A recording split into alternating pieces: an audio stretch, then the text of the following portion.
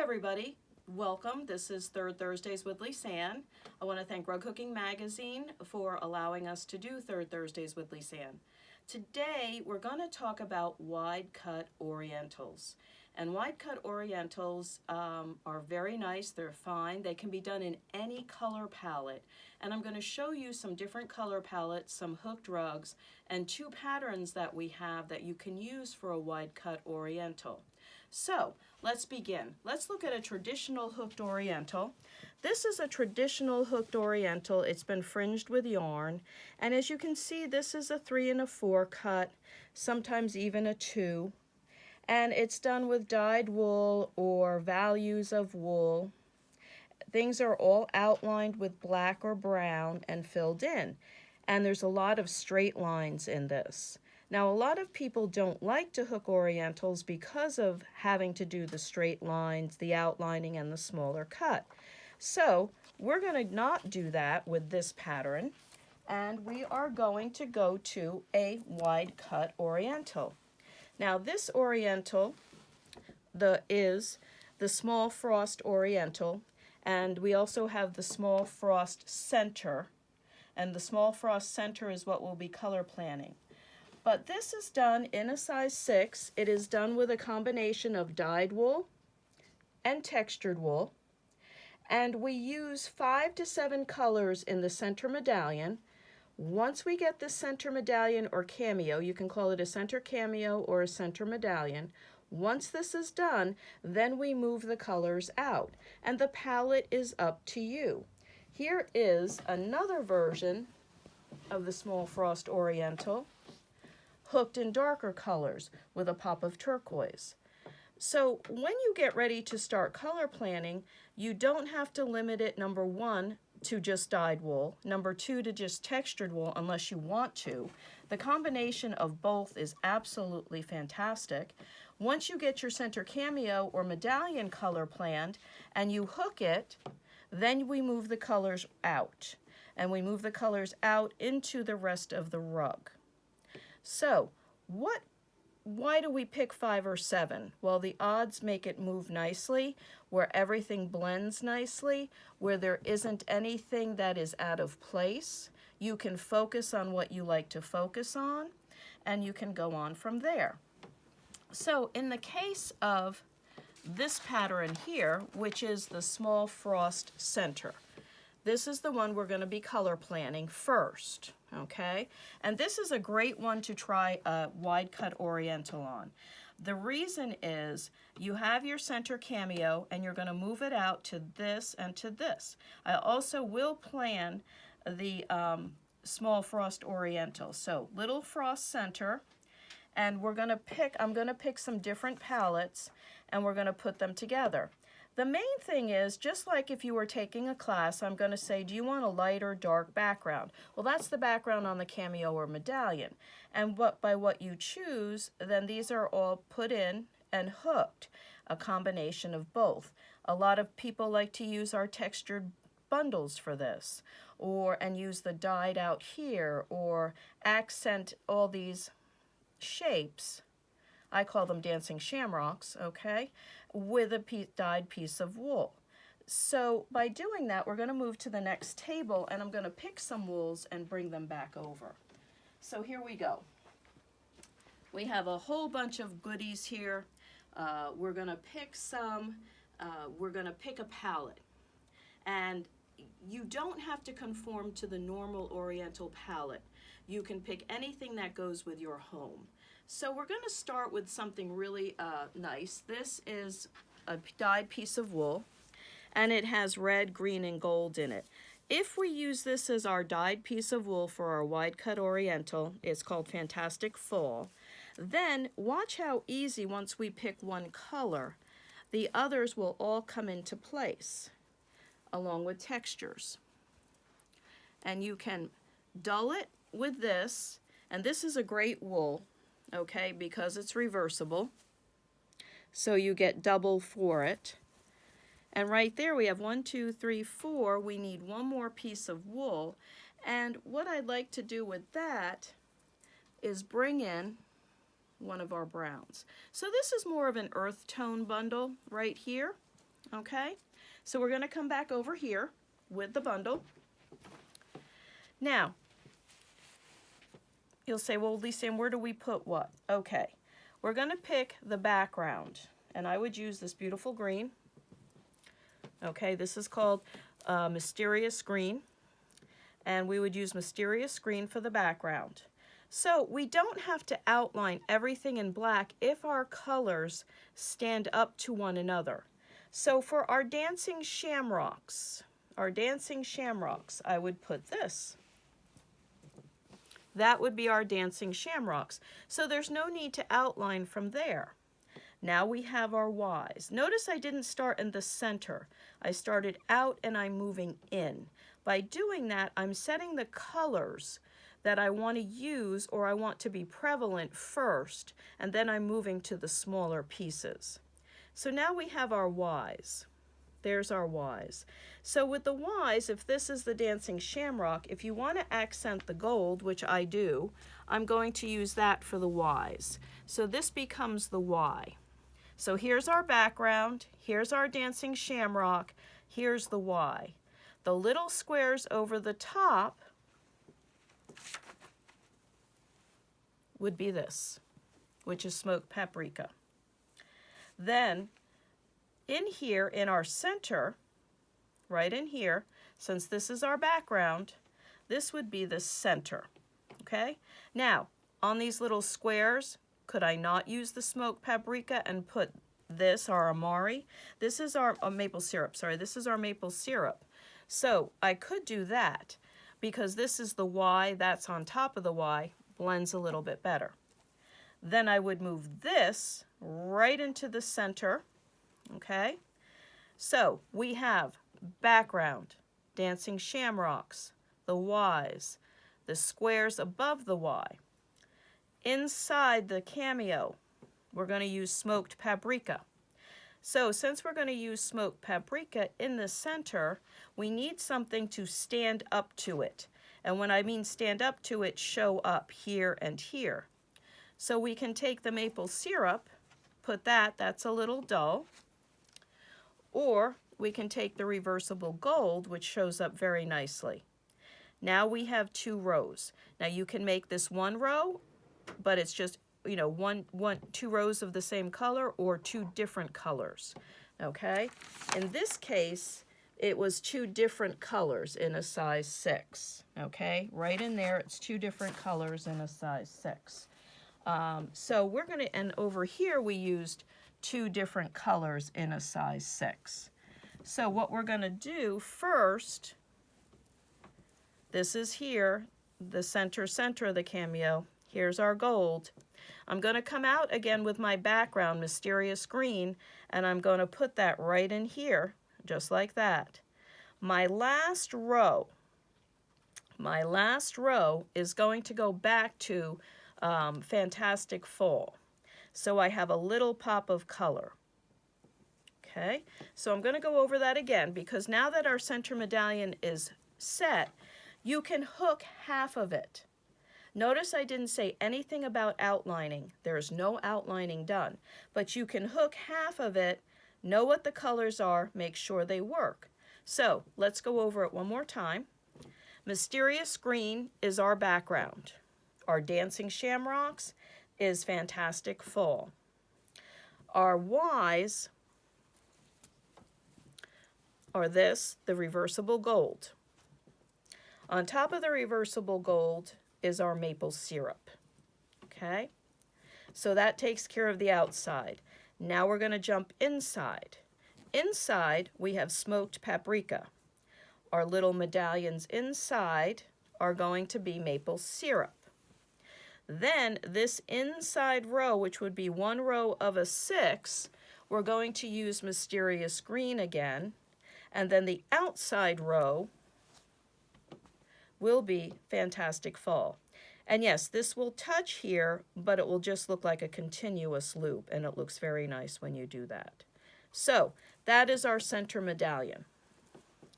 As we go out, now there is a choice, and the choice is up to you. Do you put an outline color here to outline the octagon. You can, when you do, this is what it looks like. Okay? When you don't, or you use a slightly different color, it's a little bit less dramatic. So for this case, we got to pick the background again. So this is like we're starting our second rug. So we're going to pick the background.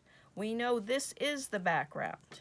If I pick reversible gold for the next one, it will stand up very nicely. So I don't have to outline. I've taken that away. So there's no need to put that line in. If I wanted to put a line in, what would I use? I would use the maple syrup. So this is with the line, and this is without the line. And that's a personal choice. There's no right or wrong. So now we have this as our background. So now we have the images.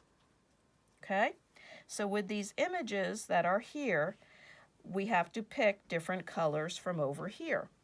So we know we're going to use the smoked paprika because it's going to stand up nicely. So we'll use those for our corners. And if you notice, there's a little bit of a V in here. That would be one line of a 6. You can come in with this for the one line, fill this in with smoked paprika, or make the whole thing smoked paprika. That's up to you. The next thing, this we have to remember, is Fantastic Fall. So we could put Fantastic Fall right here, or we can put it in the corners. We're going to put it right here on top of these little images here, but not here. The base here is going to be our mysterious green. So that comes here. Then in here, this little loop, this will be background, this will be gold. So you have a choice. And I would use the maple syrup to make this look lovely. So let's go over our choices. The background for this section is this. You can do the line or not do the line. Our little corners here are smoked paprika. You can accent it with Fantastic Fall. These are Fantastic Fall. This is Mysterious Green. These are background. And then here we have maple syrup.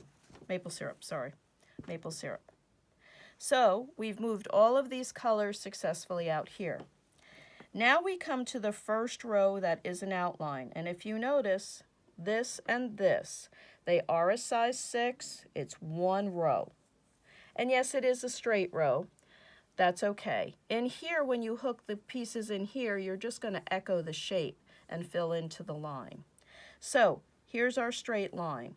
We want that to be defined. It was defined with turquoise here, and it was defined with chocolat here, a brown. So the things that it's going to touch, whatever this line is, the two backgrounds are right here. So to outline it, to set it all up, you would use your smoked paprika. This would become this line all the way around, and this line here. Now we have the squares. And I know several people who shall remain nameless have counted the squares and how many there are. So we know this is the line. We know smoked paprika is the line. Okay? The squares can be a dyed wool, so you get something different in the center all the time, and then just two colors. There's no outlining in between, nothing like that is needed. So we have the smoked paprika. I would use the centers of each square to be Fantastic Fall. I would use that because it will change every one and not be the same. Then I would choose one square to be gold, and I would use the reverse of this. So now I would use the darker side of this reversible for one square and the mysterious green for the other. They stand up, they create the squares, and all is good. So here is the center, and one square will be this, and one square will be that. So let me go through it one more time. The lines will be smoked paprika. The center of the squares will be Fantastic Fall. Then the outline, which is one line of a 6 around each one square will be Mysterious Green. The next square will be the darker of the reversible gold. Now, if you didn't want to end on a heavy line, you could always put your maple sugar at the end. So that would be how you would do a warm fall, almost fall palette. If you're a fall color, if you like these colors, that is one palette, and that takes you through the process, and that's with 5 colors. I'm going to take you through, not through the entire process, but I'm also going to do it in a blue, because people don't think of Orientals in a blue, and then we're going to also do it in a red. So for the dyed wool, we're going to use this, which is one of a kind, and Lisanne Sky. Happens to be my favorite sky. We're going to pull some Cloud 9.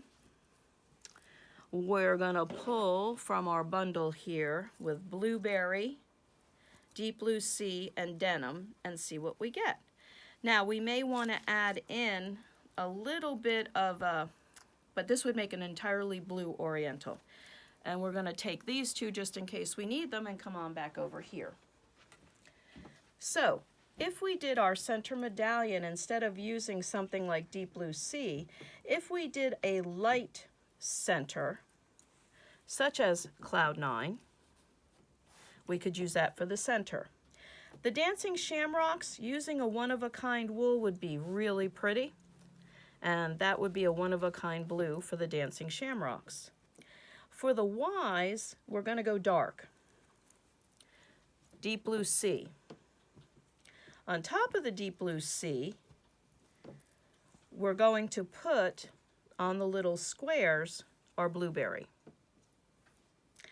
Then, when we come into here, this center, we're going to use Lisanne Sky in the center. And so we have 1, 2, 3, 4, 5. So we could introduce fish bones if we wanted. If you didn't want to use a dyed center, you could introduce fish bones for a textured center. Either one would work. Then we would bring in Deep Blue Sea, Blueberry, Cloud 9, and then our one-of-a-kind blue. So this would be a 5-color palette for a blue. If you didn't want that much texture, you could substitute and put in Lisanne Sky. As you see, everything blends really nicely. When you pick a palette like this and you put this right up next to it, look how dull it looks. It doesn't go. The denim would work, but it's a little bit too gray with a little bit too much of a white line, so in this case it would not work.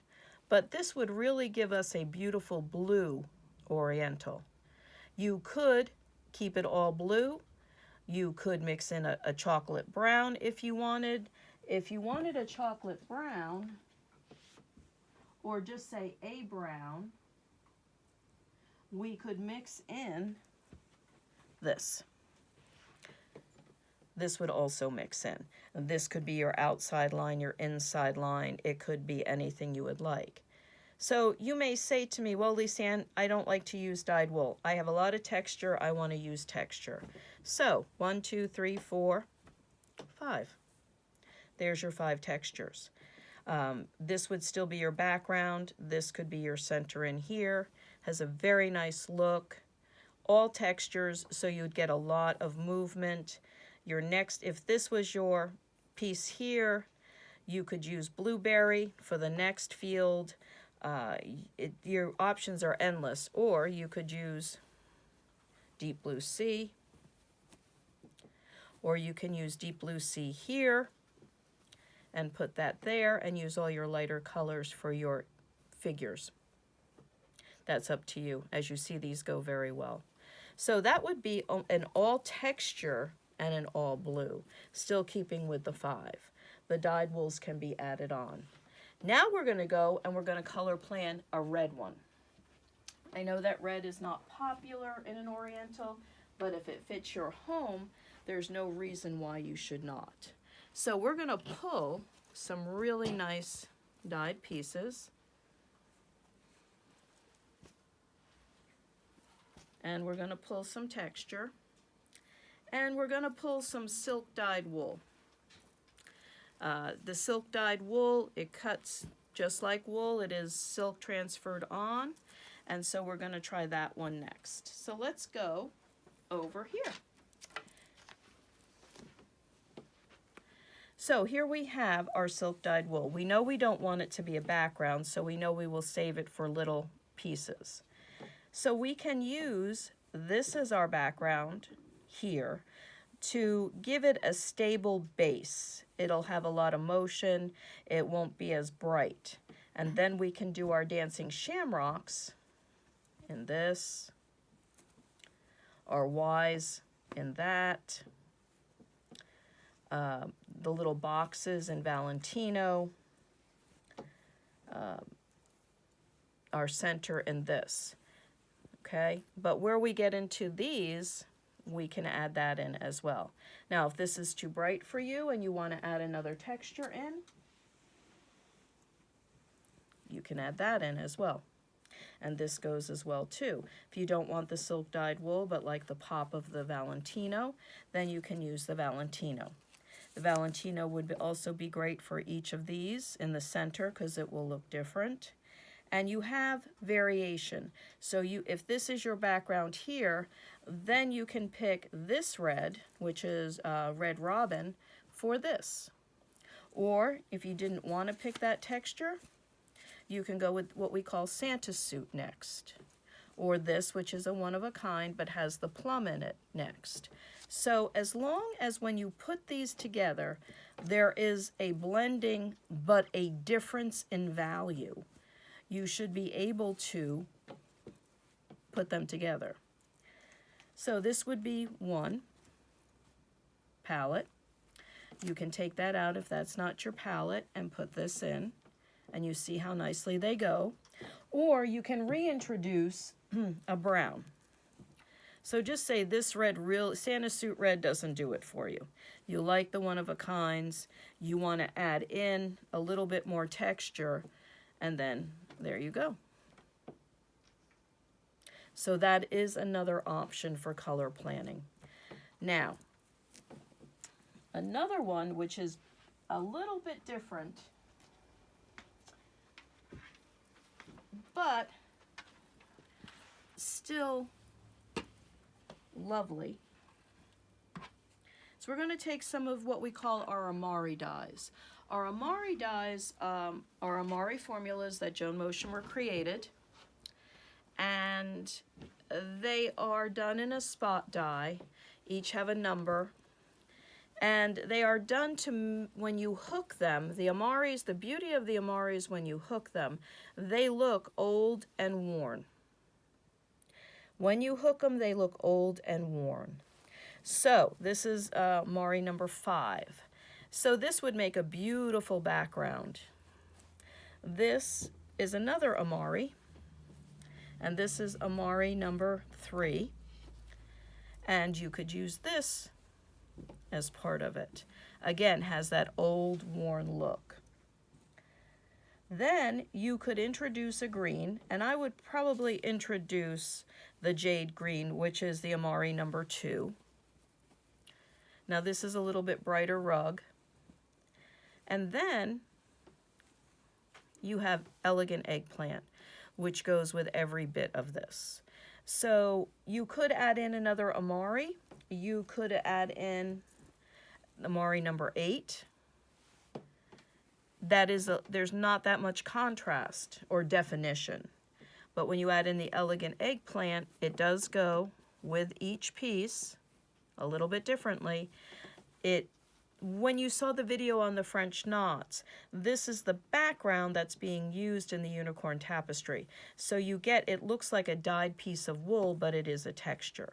So this is a little bit different, a little bit nicer.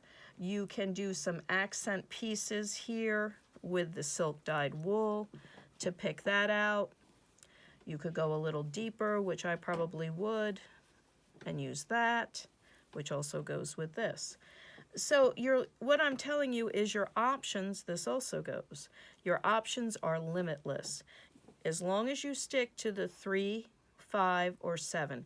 3 really doesn't work, 5 really does work. And the 7 would probably be for the bigger one. So now we've got a brighter color, we've got the traditionals, we've got a blue. I'm gonna go and do one that's all in neutrals. Okay, and I'm going to take you through the neutral process.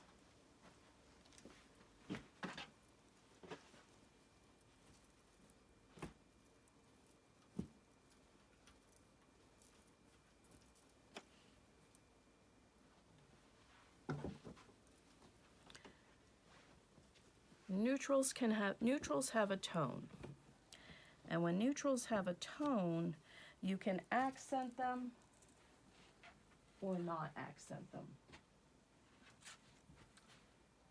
And okay, so neutrals, particularly in the gray tones. Here we have fishbone, graph paper, seeds, and not sure what, I think this is seeds and this is dots. This is a neutral, 1, 2, 3, 4, and then you could beef it up or tone it with gull. So I would probably use fish bones as my background because I don't want a white background. As everybody knows, Ollie's belly hair would be all over it, so I'm going to use fish bones. For the dancing shamrocks, I'm going to use something that really stands out, and this time I'm going to go with a texture. Okay, so then for the Ys, I'm going to use Biddeford Pool. Then for the little squares above, we'll use this texture. Then in the center medallion, I'll use graph paper. Okay, I'll come in with Biddeford Pool. I'll outline with fishbone, and I'll outline again with seeds. So here is a neutral palette, 1, 2, 3, 4, 5. If you notice, it's a gray to a blue neutral palette. That's a nice neutral palette. You can change it into another direction. You can add in a silk dyed wool to give some definition. But this keeps it nice and neutral. Everything can be cut in a 6. So that is a very neutral rug. Here, this is more of an earth tone, but still a neutral. And you can add in these. So this is nutmeg, nice background. Cobblestone stands up nicely to it. Or you can use one of our from our earth bundle. You can use sandy. Sandy would work very well. Then for this, and here in the Ys, here's our stripe. Cobblestones for the square. The center in here would be this piece of dyed from the earth bundle. This is the earth bundle. And so this could be the center in here. Then you can bring in a line of nutmeg. You can bring cobblestone in the center or the stripe. And you can use the silk dyed wool here to set it out. So here we have a nice palette. More neutral, has a little bit of green, a little bit of yellow. You could actually take these out, use Garden Splendor. To me, Garden Splendor is a little bright, but if you wanted to pop it with a little bit of brightness, you could actually do it with Garden Splendor. These are a little bit more subdued, but as I said, they all stand up to each other. And then this could also work in there as well, or it can go over here as an accent. When you use the silk dyed wool, they're always little accent pieces. They're never big. They never play a big portion of the rug. With this one, this is mother of pearl. We could substitute and put mother of pearl in here for a different look, but this keeps it in the same family. So your options are endless. I could sit here and pull more wool, do different things with it. We could introduce yellow into here if we so chose. You know, there's a different things, but I think you get the entire view. If you pick the 5 colors, they can be all dyed, they can be all texture, they can be any combination you would like, as long as you put them in and you start from the outside in. We start from here and color plan in. Then once we hook this, we move to this piece. Then we move to this piece. And if you are to do the small frost Oriental, not the frost center, then you would just take and move out into the borders even more. We never change from the original center cameo or center medallion. These colors are what makes the Oriental in the wide cut. So now I've given you the time to go pull your wools and decide what you want to do. And our next podcast, I will actually pick my colors. I'm going to go with a very different palette. I'm going to go with gray and rose tones and a little bit of burgundy. So I will actually pick my palette for this, and then you can see as we hook along with it. So I hope you've enjoyed this color planning on the wide cut Orientals. Enjoy it, pick your colors, and on the next podcast, we'll progress from there. Thank you and have a great day.